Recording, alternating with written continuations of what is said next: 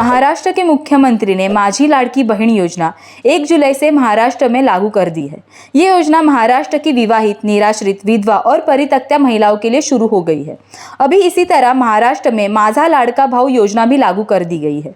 इस योजना के तहत 12वीं पास छात्रों को 6,000, डिप्लोमा छात्रों के लिए 8,000 और ग्रेजुएट छात्रों के लिए 10,000 प्रति माह दिए जाएंगे। साथ ही इस योजना के तहत युवाओं को रोजगार के लिए 6 महीने की इंटर्नशिप के तौर पर आवश्यक प्रशिक्षण भी दिए जाएंगे। महाराष्ट्र में रहने वाले 18 से 35 वर्ष के 12वीं पास, डिप्लोमा, ग्रेजुएशन जैसी शैक्षणिक योग्यता वाले युवा इस योजना के लिए पात्र है। इस योजना के पहले माझी लाड़की बहन योजना के बारे में कई लोगों ने सवाल उठाए थे। यहाँ तक कि विपक्षों ने इसे राजनीतिक स्टंट भी कहा था। इस योजना के बारे में मीरा भाईंदर के कुछ राजनीति से जुड़े लोगों का क्या कुछ कहना है, आइए तो सुनाते हैं आपको। सबसे पहले तो मैं सरकार का अभिनंदन करता हूँ कि युवा के बारे में 2.5 साल के बाद, मतलब चुनाव 1 महीने के ऊपर रहने के बाद उनको आप आज याद आ गई, लाड़की बहन की याद आ गई, उनको लाड़का भाऊ की याद आ गई। एक्चुअली ये योजना एमपी की थी, वो एमपी की रन होने के बाद, वहाँ पे बंद होने के बाद आज ये चुनाव सर पर है, इसके लिए योजना यहाँ पे इम्प्लीमेंट करने का प्रयास है शिंदे सरकार का है।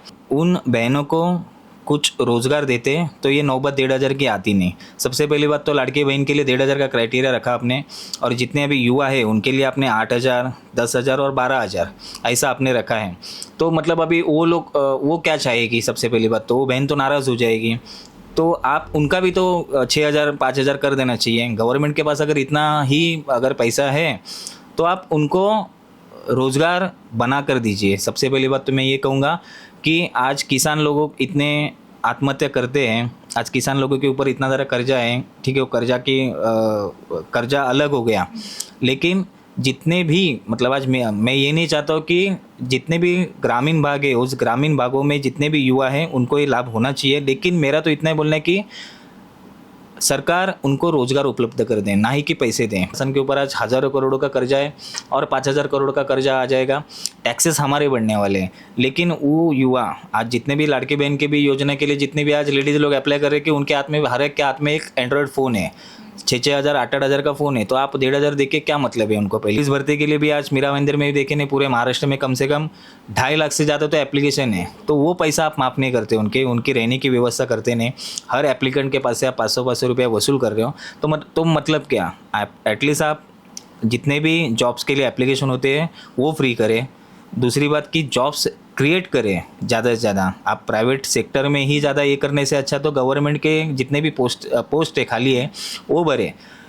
ये चुनावी जुमला है, ये 2 महीना चलेगा, 6 महीने के ऊपर, मतलब अगर गवर्नमेंट इनकी बनती है तो ये 3 महीना कंटिन्यू करेंगे और बाद में रीज़न देंगे कि ये योजना से कुछ फ़ायदा नहीं होता है।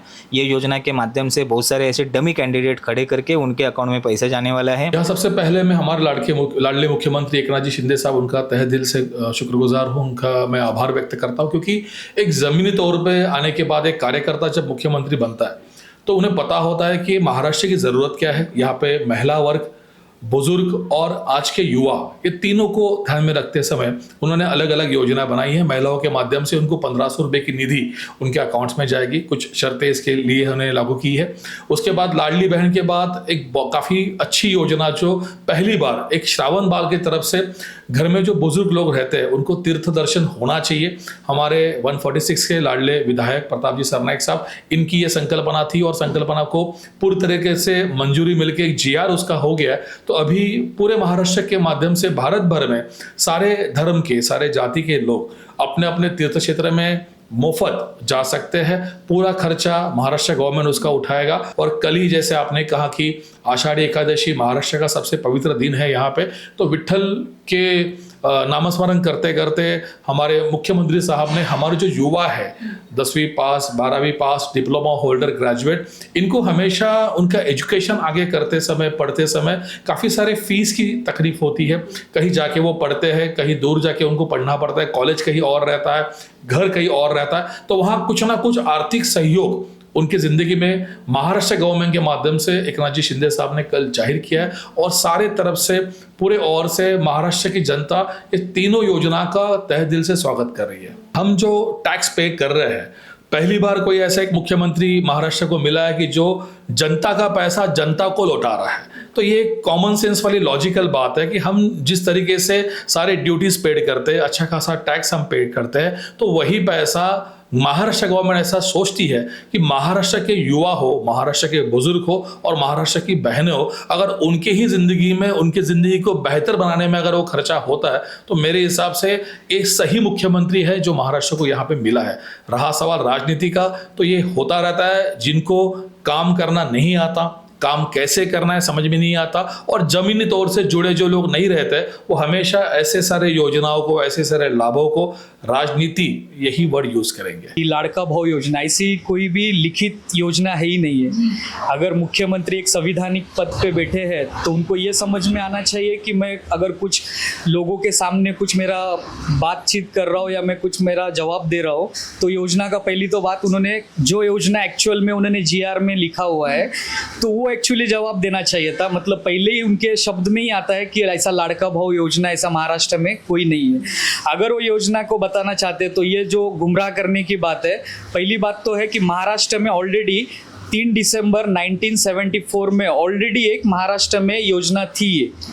ये जो स्किल डेवलपमेंट के नाम से अभी भी योजना चलती है, उसमें अमाउंट था, उसमें जो एजुकेशन करते थे या एजुकेशन नहीं होने के बाद 10th का क्राइटेरिया भी था, जो पढ़े लिखे भी नहीं है उनका भी क्राइटेरिया था, उनको स्किल डेवलपमेंट या खुद का कुछ रोजगार करना है या जॉब करना है तो उसके लिए एक 15 दिन 20 दिन का एक प्रशिक्षण दिया जाता था। वहाँ पे एक अमाउंट सडनली मिलती थी और टूल किट्स भी मिलता था साथ में। ये कांग्रेस के ज़माने की बात है, कांग्रेस की सरकार की बात है। कांग्रेस ने ये सरकार में रोजगार हमी योजना जो इम्प्लीमेंट किया था, सुशिक्षित बेरोजगारों के लिए भी कुछ एक स्कीम इम्प्लीमेंट की थी। तो इन्होंने वही चीज़ को खाली लोगों को गुमराह करने के लिए, युवक को गुमराह करने के लिए लाड़का भाव योजना ऐसा बोलिए। तो पहली बात तो है कि लाड़का भाव योजना ये महाराष्ट्र में अधिकृत ऐसी योजना कोई नहीं है।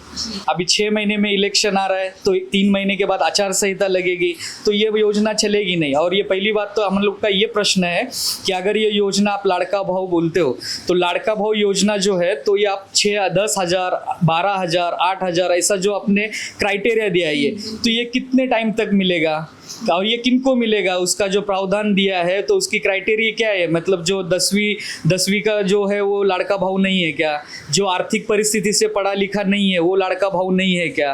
तो जो जिसको ज़रूरत है एक्चुअली तो उसको पैसा कुछ मिलने वाला नहीं है। और जो योजना है तो ये योजना खाली 6 महीने के लिए, वो ऐसा आपके पास GR की कॉपी मेरे पास भी है, मैं आपको चाहे तो दिखा देता हूँ। वो GR में ऐसा पूरा लिखा हुआ है कि ये जो स्कीम है ये 10th का तो विद्यार्थी इसमें इंक्लूड नहीं है, ये 12th, डिप्लोमा और ग्रेजुएट, ये 3 स्टूडेंट्स के लिए ये योजना बनाई है।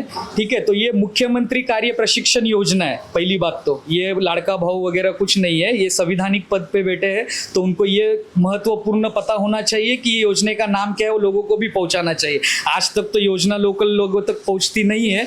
ये लाड़का भाव करके खाली मार्केटिंग कर रहे हैं और लोगों को खाली बता रहे कि हम लोग आपको आगे हमेशा के लिए ऐसा पैसा देने वाले हैं, ताकि लोग, युवक थोड़ा सा बोलते हैं ना कि भरकट जाएंगे या किधर जाएंगे और वोट करेंगे।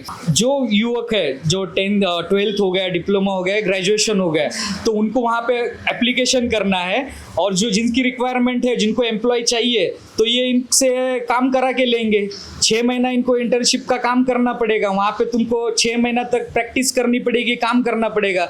वो टाइम कितने देर करना है उसका भी यहाँ पे कोई GR में मेंशन किया हुआ नहीं है कि तुमको 2 घंटे का ट्रेनिंग लेना है, 3 घंटे का लेना है या 8 घंटे का लेना है या 10 घंटे का लेना है, तो ये भी यहाँ पे मेंशन नहीं है। मतलब तुम खाली युवक को बदनाम कर रहे हो, युवक को तुम जानबूझ के बेरोजगारी कायम कर रखना चाह रहे हो। इसमें कोई रोजगार की हमी नहीं है। मतलब अगर एक 12th के बाद कोई डिप्लोमा इंजीनियरिंग करता है या ग्रेजुएट होता है, मार्केटिंग में MBA वगैरह ऐसा कोई स्टूडेंट करता है, उसको 6 महीना इन लोग खाली प्राइवेट लोगों को, भांडवलदारों को खाली 6 महीने तक इन लोग फुकट में काम करा के लेंगे और शासन उनको 6,000, 8,000 और 10,000 देगी। तो ये बात सही नहीं है। तो हमारा युवक कांग्रेस तरफ के से इसका ये योजना का हम लोग तीव्र निषेध करते हैं और ये योजना बंद होनी चाहिए। और यही योजना में गारंटी हमी योजना, ऐसा रोजगार योजना, ऐसा कुछ तो इम्प्लीमेंट सरकार ने करना चाहिए, ये हमारी मांग रहेंगे। कुछ दिनों बाद विधानसभा चुनाव शुरू होने वाले हैं और अब सरकार नई नई योजनाएं लेकर आई है। सरकार का ये कहना है कि उन्हें लोगों को सक्षम बनाना है और बेरोजगारी दूर करनी है। वहीं दूसरी तरफ विरोधी पक्षों का कहना है कि ये राजनीतिक चाल है। महाराष्ट्र के विकास के बारे में सरकार सोच रही है। क्या इस योजनाओं के बाद महाराष्ट्र का विकास हो पाएगा? ये सवाल फिलहाल विरोधी पक्ष और आम जनता का है। साथ ही महाराष्ट्र में ऐसे कई मुद्दे हैं जिन पर सरकार नजरअंदाज कर रही है, जिन पर ध्यान देना बहुत जरूरी है। इसलिए अब देखना ये दिलचस्प होगा दोस्तों कि इन योजनाओं से लोगों को क्या लाभ होगा और क्या ये योजनाएं विधानसभा चुनाव के बाद भी जारी रहेंगी। ये सभी टीका टिप्पणी सुनने के बाद आपकी इस पूरे वीडियो पर क्या प्रतिक्रिया है हमें कमेंट कर जरूर बताइए और जुड़े रहिए MB लाइव के साथ।